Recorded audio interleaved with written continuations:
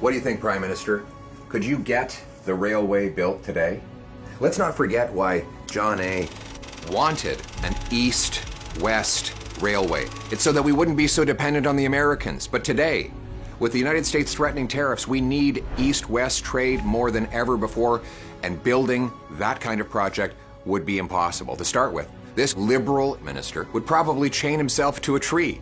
Stephen Guilbeault, major Mark Carney supporter, got arrested climbing up the CN Tower and also climbing onto the roof of the Premier of Alberta's home, his private residence. He got arrested for those things, all to protest development. More recently, he said that the Liberal government will not support building any more roads. If you want to figure out how far back we've gone since John A.'s National Railway, consider this. To transport Alberta oil to Quebec, it needs to go through the United States, pipelines south of the border.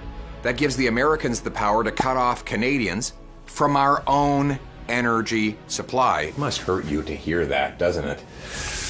Unbelievable. But it brings a smile to Donald Trump's face because he smells weakness. Worse than that, Liberals are actually forcing Canadians to fund Vladimir Putin's war machine.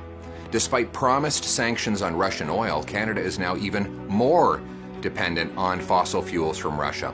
So it may come as a surprise to many that Russian crude oil is still making its way to Canada and to the United States. If we had more pipelines and refineries, we could replace all Russian energy with Canadian energy. We could also make hundreds of billions of dollars piping Western oil to the East Coast and then shipping it over the Atlantic, breaking European dependence on Putin and turning dollars for dictators into paychecks for our people. As Prime Minister, I'll hire ministers who don't get arrested for climbing up and protesting projects, but instead who will knock down barriers to east-west infrastructure like pipelines. And we will repeal the Liberal No Pipelines Law, C-69. But that alone will not be enough. After 10 years of watching Liberals destroy project after project, and after TransCanada Pipeline spent $1 billion on the Energy East pipeline only to have the government change the rules and kill the project, there may not be many investors willing to take a risk on Canada's governments.